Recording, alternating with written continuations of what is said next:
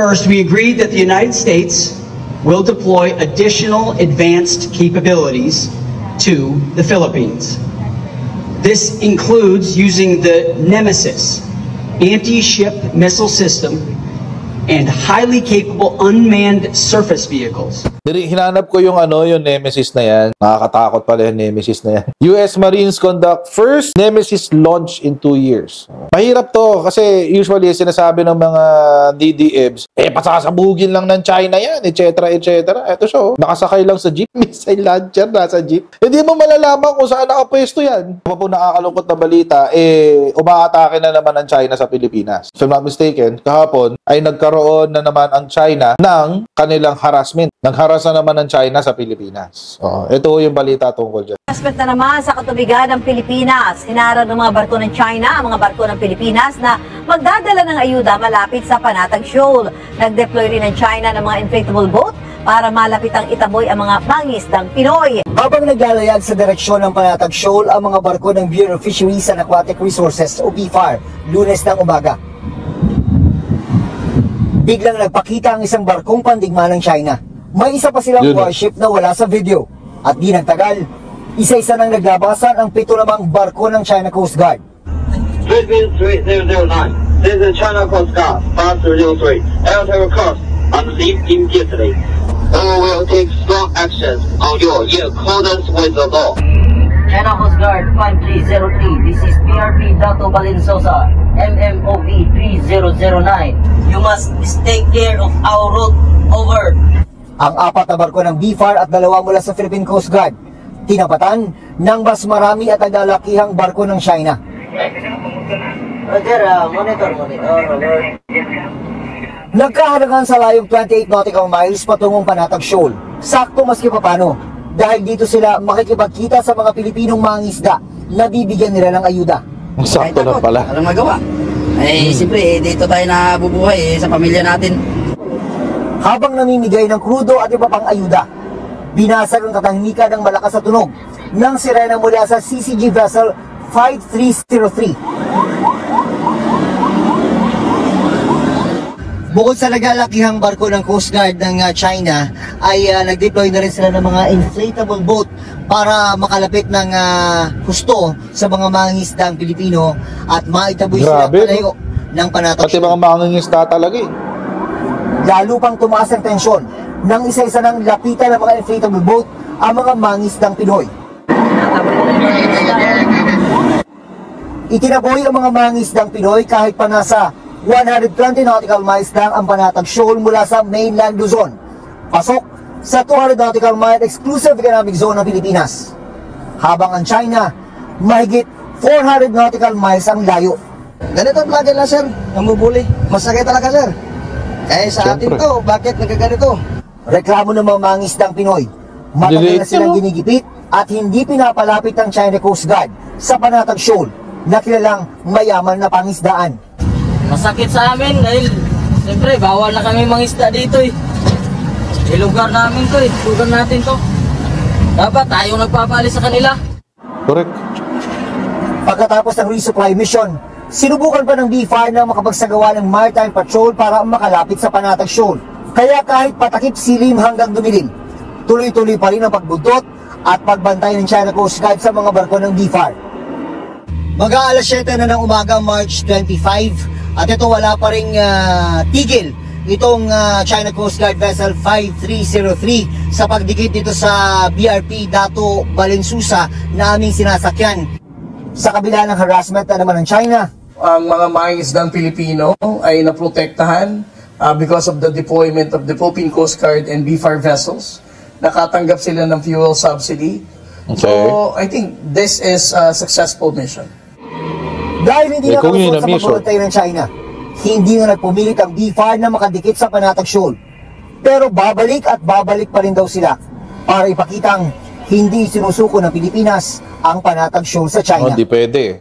Nakakabuisit, di ba? Anong sabi sabi dun sa hearing nila Mark Lopez? It's a complicated issue daw. No, it's not complicated. Alam niyo mga kutsero, it's not a complicated issue. Napakasimple nitong issue na ito. Bakit ito simple? Parang 1+1 lang to eh. Meron tayong naipanalong Permanent Court of Arbitration. Tayo ay sumusunod sa international law at si China ay lumalabag sa international law. Ganun lang kasimple yan. It's not complicated. Sino nagko-complicate? Yung mga taong katulad ni Mark Lopez, patuloy na isinusulong ang agenda ng China sa Pilipinas. Kaya binibira ni Commodore Tariela eh. So kahapon pala, andito pa rin pala yung kanina. Kahapon dumating siya, kanina nagpag-meeting kay Presidente, yung Secretary of Defense na si Hegseth, Pete Hegseth, Secretary of Defense ng Amerika. So nakipag-usap siya kanina kay President Bongbong Marcos tsaka kay Defense Secretary Gibo Chodoro. Panoorin natin yung balita. Siniguro ng Amerika ang suporta sa Pilipinas sa gitna ng mga pagsubok na kinakaharap dahil nga sa China. Magpapadala rin ang Amerika ng mga dagdag na gamit na may advanced capabilities para sa pagsasanay ng mga sundalong Pilipino at Amerikano sa Abril. Sa pagharap ni U.S. Secretary of Defense Pete Hegseth kay Pangulong Bongbong Marcos sa Malacanang, tinukoy niya ang sitwasyon sa West Philippine Sea. Inulit ni Hegseth ang pangako ng Amerika na suporta sa kinakaharap na pagsubok ng Pilipinas sa China. Peace through strength is a very real thing. Deterrence is necessary around the world, but specifically in this region, in your country, considering the threats from the Communist Chinese, and that friends need to stand shoulder to shoulder to deter conflict, to ensure that there's free navigation, whether you call it the South China Sea or the West Philippine Sea. Nagpasalamat si Pangulong Marcos sa suporta ng Amerika.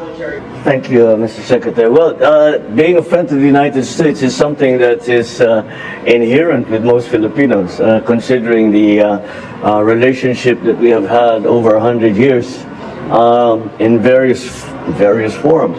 And you are our only treaty partner, and have and continue to be the supporter for peace in this part of the world. Bilang bahagi ng pagpigil sa mga banta sa rehiyon, sinabi ni Hegseth na magpapadala ang Amerika ng karagdagang advanced capabilities sa Pilipinas. Inanunsyo ito ni Hegseth pagkatapos ng kanyang pulong kay Defense Secretary Gilberto Teodoro Jr. sa Camp Aguinaldo. First, we agreed that the United States will deploy additional advanced capabilities to the Philippines. This includes using the Nemesis anti-ship missile system and highly capable unmanned surface vehicles in exercise Balikatan this April. These systems will enable U.S. forces and the armed forces of the Philippines to train together on using advanced capabilities to defend the Philippines' sovereignty. Ang Nemesis o Navy Marine Expeditionary Ship Interdiction System ay isang anti-ship missile system na ginagamit mula sa kalupaan. The deployment of the Nemesis and other unmanned surface vehicles will hasten the introduction of these technologies into the vista of the Philippine Armed Forces, and will train our troops to train for higher technological capabilities that we need for effective deterrence in the future. Ang pagsisiguro ni Hegseth, di raw iiwan ng Amerika ang Pilipinas sa mga ipinaglalaban nito sa West Philippine Sea laban sa China, at umpisa pa lang daw ito ng mas pinalakas na ugnayan ng dalawang bansa. I can assure you, and I can assure all those watching, this is just the beginning of what will continue to be an incredibly fruitful alliance. It reflects the strength, as I said, of our ironclad alliance, particularly in the face of Communist China's aggression. Pinangalanan na naman si China. Inalmahan ng Foreign Ministry ng China ang Defense Cooperation ng Amerika at Pilipinas. Mensahe nito sa Pilipinas, tigilan na daw ang pagsisilbing mouthpiece o tagasalita ng ibang bansa, pati ang mga paggawa daw ng gimmick para sa personal na political agenda. Sinagot ito ni Teodoro at Hegseth. We don't practice propaganda in this country. We practice free speech and democracy. So the Philippines is not a mouthpiece, unlike they themselves who are mouthpieces of Xi Jinping thought. President Trump has made it clear we don't seek war. We don't seek to nation build. We don't seek to use chess pieces and move them around the board. All we seek is peace. All we seek is freedom and cooperation and mutual benefit. And we find that in friends like our friends in the Philippines. Hinanap ko yung yung Nemesis na yan. Nakakatakot pala yung Nemesis na yan. US Marines conduct first Nemesis launch in 2 years. Mahirap to kasi usually sinasabi ng mga DDEBs, pasasabugin lang ng China yan, etc. etc. Ito siya, nakasakay lang sa jeep, missile launcher, nasa jeep. Hindi mo malalaman kung saan nakapwesto yan. Maniwala kayo. Pero ito specific for, it's an anti-ship missile. Yung yun ang niya, specific na trabaho. Pangbarko siya. Di ba, kanina sabi dun sa balita ng GMA, ang sumalubong sa BIFAR, hindi lang Coast Guard, may naval, may Chinese, plan, warship. So, mukhang maiipit si China dito, guys. Kasi ang gusto kasing gawin ni China, mga kotsero, simple lang naman. Kontrolin niya yung South China Sea para ma-choke niya yung mga regions ng ASEAN. Para mapuwersa niya, gawin niyang mga, gawin niyang alipin, parang gano'n.